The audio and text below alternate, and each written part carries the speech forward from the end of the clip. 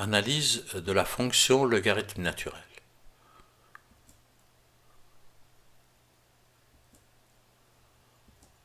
Que signifie logarithme naturel de x? Il faut bien comprendre ce que signifie logarithme naturel avant de pouvoir étudier la fonction logarithme naturel. Mais avant de parler des logarithmes naturels, on va rappeler un peu ce que signifient des logarithmes plus simples comme des logarithmes à base 10. Quelle est la valeur de logarithme à base 10 de 100? Pour répondre à cette question, il faut essayer de trouver la valeur de 100 en puissance de 10. 100, c'est 10 puissance combien?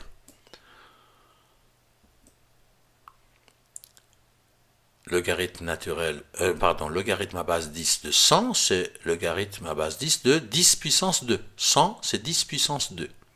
Remarquez que le logarithme à base 10, on n'a pas besoin d'indiquer la base, qui est 10. Donc si vous avez une logarithme et la base n'est pas indiquée, vous savez que c'est une logarithme à base 10. Et le logarithme, c'est une fonction qui vous permet d'extraire la puissance. Logarithme à base 10 de 10 puissance 2 est égal à 2. Il existe des logarithmes à d'autres bases que 10. Par exemple, logarithme à base 2. Logarithme à base 2 de 8. Que vaut le logarithme à base 2 de 8? La question à se poser, c'est 8, c'est 2 à la puissance combien? Et 8, c'est 2 à la puissance 3. 2 fois 2 fois 2, ça fait 8. Donc, la valeur de logarithme à base 2 de 8, c'est 3. De manière générale, on peut dire que si le logarithme à base a de b est égal à c, cela signifie que b est égal à a puissance c. Dans l'exemple qu'on vient de donner, si le logarithme à base 2 de 8 est égal à 3, ça veut dire que 8 est égal à 2 puissance 3. Voici quelques logarithmes à différentes bases qui sont sur l'écran. Pour être sûr que vous avez bien compris ce que signifie une logarithme, mettez la vidéo sur pause, prenez une feuille et un crayon et indiquez la valeur de chacun de ces logarithmes, si possible sans recourir à la calculatrice. Une fois que vous avez fait ça, vous relancez la vidéo et on va voir si vous avez correctement compris ce que signifie le logarithme. Alors commençons par le premier, logarithme à base 2 de 16. 16, c'est 2 à la puissance 4. 2 fois 2 fois 2 fois 2, ça fait 16. Ce qui signifie que le logarithme à base 2 de 16, c'est égal à 4. Pour le suivant, le logarithme à base 10 de 10 000, 10 000 étant 10 puissance 4, la valeur de ce logarithme est de 4. Pour le troisième, il faut vous rappeler que n'importe quel nombre à la puissance 0 est égal à 1. Donc le logarithme à base 10 de 1 est égal à logarithme à base 10 de 10 puissance 0. Ça veut dire 0. Logarithme à base 3 de 27. 27, c'est 3 puissance combien? C'est 3 puissance 3. 3 fois 3 fois 3, ça fait 27. Donc la valeur de ce logarithme est égale à 3. Pour le suivant, logarithme à base 10 de 0,1, il faut se rappeler que 0,1 c'est 10 puissance moins 1. Donc la valeur de ce logarithme est de moins 1. 1 sur 100, c'est 10 puissance moins 2. Donc le logarithme à base 10 de 10 puissance moins 2, c'est moins 2. Pour le dernier, malgré ce que je vous ai dit dans le consigne, on ne peut pas connaître la valeur d'un logarithme à base 10 de 5 sans recourir à la calculatrice. En tout cas, moi, j'en suis incapable. 5 n'étant pas une puissance entière de 10, donc on a besoin d'une calculatrice pour connaître sa valeur. 5, logarithme de 5, si vous faites ça avec la machine, ça vous donne 0,699 à peu près. Ça veut dire que 5, c'est 10 puissance 0,699.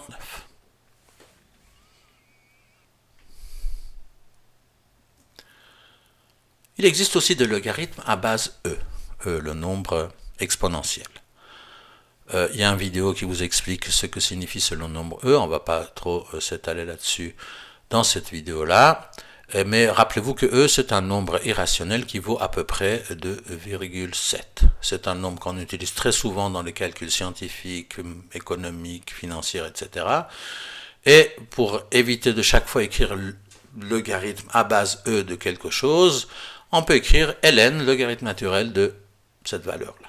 Donc ln, ça veut dire logarithme à base e. C'est le seul logarithme qui a sa propre manière d'être écrit. Tous les autres logarithmes à différentes bases, on doit écrire log, logarithme, puis on met la base, 5, 2, 10, etc. Enfin, pour le 10, on n'a pas besoin de mettre. Et la fonction logarithme naturel, c'est une fonction où la valeur d'entrée, le pré-image, si vous voulez, x, est transformée en sa logarithme naturel. L'image de x à travers cette fonction, c'est le logarithme naturel de x. Et encore une étape avant d'étudier à proprement parler cette fonction, quelques valeurs importantes de logarithme naturel.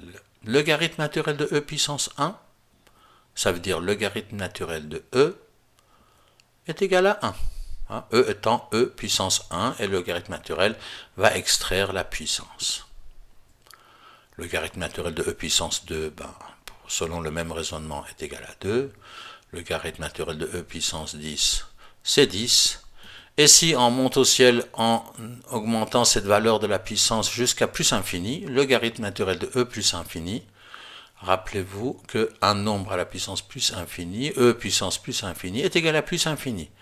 Donc le logarithme naturel de e puissance plus infini, c'est la même chose que le logarithme naturel de plus infini, et il vaut plus infini. Je dis il vaut, évidemment plus infini n'est pas un nombre réel, mais ça vous indique la direction vers laquelle on va. Ça va être utile pour le calcul des limites de notre fonction. Dans l'autre direction, regardons que vaut le logarithme naturel de e puissance 0. E puissance 0, rappelez-vous, n'importe quel nombre puissance 0 est égal à 1. Donc, le logarithme naturel de e puissance 0, c'est la même chose que le logarithme naturel de 1, et évidemment, il vaut 0, 1 étant e puissance 0. Le logarithme naturel de e puissance moins 1, ça veut dire le logarithme naturel de 1 sur e, c'est la même chose, il vaut moins 1. Le logarithme naturel de e puissance moins 10, ça veut dire le logarithme naturel de 1 divisé par e puissance 10, il vaut moins 10. Et vous voyez que dans cette direction aussi, on peut descendre aux enfers en remplaçant la puissance par moins infini. Le logarithme naturel de e puissance moins infini, ça veut dire le logarithme naturel de 0.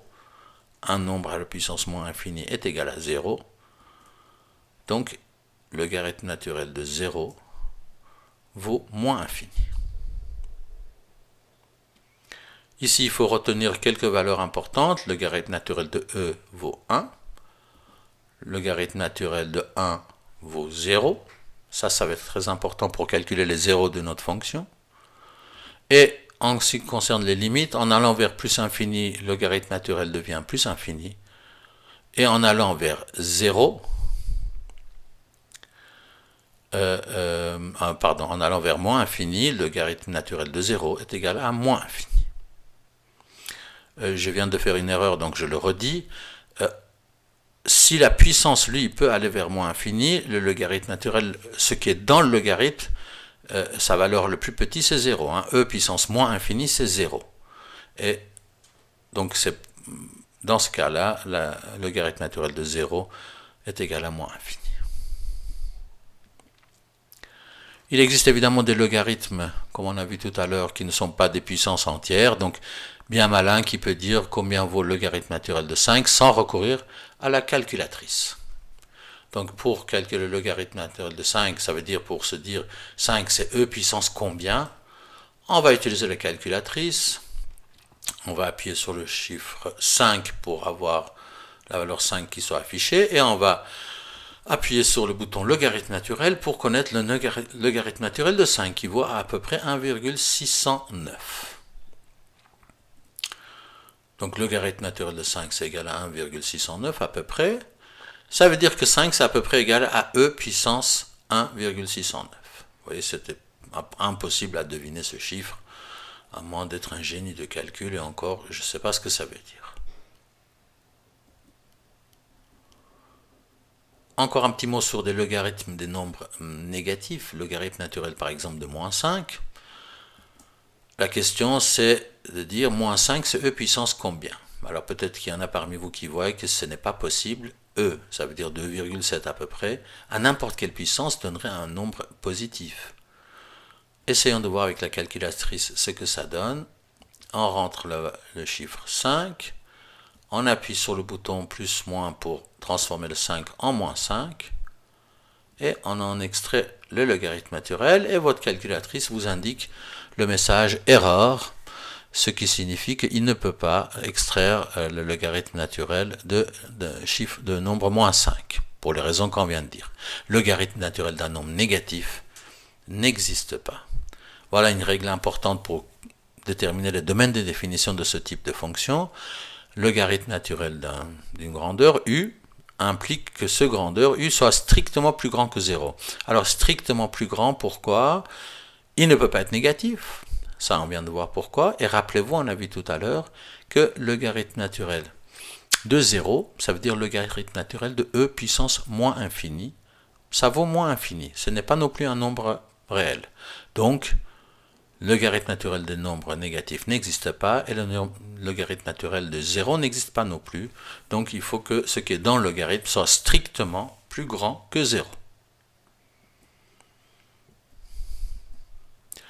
On est maintenant paré pour commencer l'étude de cette fonction en détail. Notre fonction qui est f de x égale logarithme naturel de x. Commençons par l'ensemble de définitions, ce qui est la règle dans l'étude des fonctions. Et rappelons-nous qu'il y a plusieurs situations auxquelles il faut faire attention quand on a des variables au dénominateur, sous une racine, dans un logarithme et dans une tangente. Ici, on est dans ce cas-là, un de ces 4 cas, on a un logarithme naturel, et donc la règle, c'est que ce qui est dans le logarithme soit strictement plus grand que 0. On vient de le voir d'ailleurs. Ça veut dire que pour notre situation, ce qui est dans le logarithme, c'est x. Il faut que x soit strictement plus grand que 0. Et si on veut écrire notre ensemble de définitions, cela nous donne l'ensemble de définitions est égal à un intervalle qui commence à 0, non compris, jusqu'à plus infini. Pour les zéros de notre fonction, ça veut dire pour quelle valeur de x le logarithme naturel de x égale à 0. Là, on va se rappeler de ce qu'on vient de voir tout à l'heure. Si le logarithme naturel de quelque chose est égal à 0, c'est que ce quelque chose est égal à e puissance 0. Et e puissance 0, c'est égal à 1. Bah, ça veut dire que si on a un logarithme naturel de quelque chose égal à 0, c'est que ce quelque chose, dans notre cas x, est égal à 1.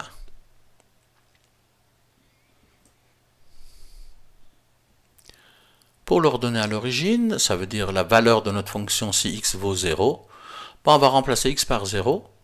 Et rappelez-vous, le logarithme naturel de 0 n'existe pas. D'ailleurs, on vient de l'exclure de l'ensemble de définitions. Le logarithme naturel de 0 est égal à logarithme naturel de e puissance moins infini. Ça veut dire qu'il faudrait que x ait une valeur de moins infini, ce qui n'est pas un nombre réel. Ça veut dire que notre fonction ne va jamais couper l'axe de y, ou il va le couper, si vous voulez, à moins infini.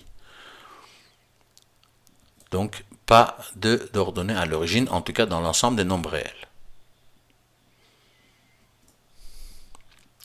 Pour l'étude des signes, on va dessiner nos tableaux, on va indiquer deux valeurs.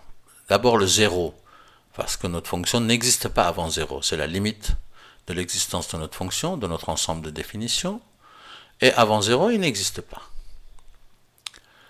Il y a un deuxième nombre qu'il faut indiquer qui est le nombre 1. C'est le 0 de notre fonction. Notre fonction vaut 0 si x vaut 1. Et puis pour savoir les signes, calculons la valeur de la fonction pour un nombre entre 0 et 1, par exemple 0,5, et on voit que ça nous donne un nombre négatif. Et entre 1 et plus infini, on va prendre 5 par exemple. Le logarithme naturel de 5, c'est 1,61. Et donc, il est positif. Limite et asymptote. Alors, on va devoir déterminer la limite de notre fonction pour x tendant vers plus infini. Mais attention, ici, on ne pourra pas calculer ou déterminer la limite de la fonction pour x tendant vers moins infini, parce que notre fonction ne va pas jusqu'à moins infini. Il s'arrête à 0. Donc, on va déterminer la limite de la fonction pour x tendant vers 0. La fonction commence à 0 et il va jusqu'à plus infini. Alors, pour le plus infini, rappelez-vous, le logarithme naturel de plus infini est égal au logarithme naturel de e puissance plus infini. Ça veut dire plus infini. On l'a vu tout à l'heure. Donc de ce côté-là, quand x devient très grand, la fonction aussi devient très grand. Pas d'asymptote horizontale du côté droit.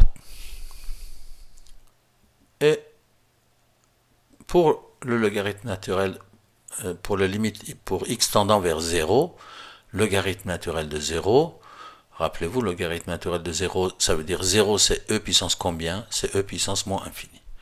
Donc quand x va tendre vers 0, la fonction va tendre vers moins infini. Et ça veut dire quoi?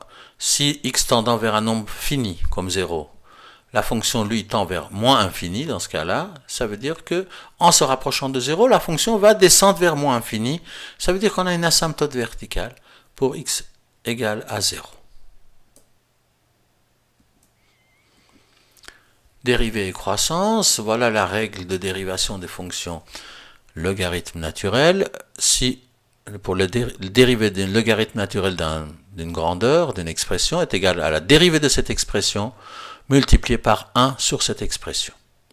Ça, c'est la règle de dérivation qu'on ne va pas démontrer ici, accepte-le tel quel pour le moment. Ce qui nous donne pour notre expression à nous. Logarithme naturel de x, ça veut dire la valeur qui est dans le logarithme, c'est x. Et la dérivée de x est égale à 1. On va donc calculer la dérivée en disant la dérivée de logarithme naturel de x est égale à la dérivée de x, 1, multiplié par 1 sur x. Ce qui nous donne 1 sur x. Voilà la dérivée. On va étudier le signe de cette dérivée pour après étudier la croissance de la fonction. C'est 1 sur x, pas de 0, il n'y a pas de x au numérateur. Par contre, il y a un 0 au dénominateur. Donc, si x vaut 0, la dérivée, lui, il n'est pas déterminé. 1 sur 0 n'est pas un nombre réel. Et si x est plus petit que 0, si c'est un nombre négatif, ça fait 1 sur un nombre négatif. On est négatif de ce côté-là. Et si x est un nombre positif, 1 sur un nombre positif est un nombre positif. Ce qui va nous permettre de déterminer la croissance de notre fonction. Attention, notre fonction n'existe pas avant 0. Et après 0, il est strictement, la dérivée est positive, donc notre fonction est croissante. Maintenant, récapitulons ce qu'on vient de voir. L'ensemble définition, la fonction commence à 0 et va jusqu'à plus infini, parce que ce qui est dans le logarithme doit être strictement positif. Il a un 0 à x égale 1. Si une dérivée est égale à 0, c'est ce qui est dans le dérivé est égal à 1. Il n'existe pas un nombre réel correspondant à l'ordonnée à l'origine, logarithme naturel de 0 étant moins infini. Voilà l'étude de signe telle qu'on vient de voir. La fonction commence à 0, il est négatif, il passe par 0, et 0 qui est à x égale 1, et après il est positif. Les limites de notre fonction pour x tendant vers plus infini est égale à plus infini, donc pas d'asymptote à droite, pas d'asymptote horizontale à droite. Et de l'autre côté, on ne peut aller que jusqu'à 0, donc on calcule les limites de la fonction pour x tendant vers 0, qui va aller moins infini. Ça veut dire en allant vers 0, la fonction va gicler vers moins infini. Ça veut dire qu'il y a une asymptote verticale pour x égale 0. La dérivée valait 1 sur x. Et le tableau de croissance nous donnait une fonction qui commence à 0 et il est toujours croissant. Essayons de voir comment est le graphe de cette fonction. Cette fonction qui commence à 0, donc j'ai décalé un peu le point d'origine, je ne l'ai pas mis au milieu parce que avant notre fonction n'existe pas. On va dire qu'il y a un 0 à x égale 1. On a une asymptote verticale à x égale 0, pardon. Je sais qu'il est toujours croissant, donc je pourrais essayer de le dessiner comme ça, mais j'aimerais bien avoir un deuxième point pour avoir un dessin un peu plus précis. Pour ça, rappelez-vous que l'image de e à travers cette fonction, logarithme naturel de e, est égal à 1. E est égal à e puissance 1. Donc si x vaut e, 2,7 à peu près, notre fonction vaut 1. Voilà, il y en a peut-être qui voient déjà quelle tête il a, on va le dessiner. Voilà une fonction qui est toujours croissant, qui passe par le 0, et qui passe par le deuxième point qu'on a dessiné, et qui correspond à la fonction ln de x. Dans d'autres vidéos, on va étudier des variantes de cette fonction, quand à l'intérieur de logarithme naturel, c'est pas simplement x, mais x plus 1, x moins 2, 2 plus x, etc.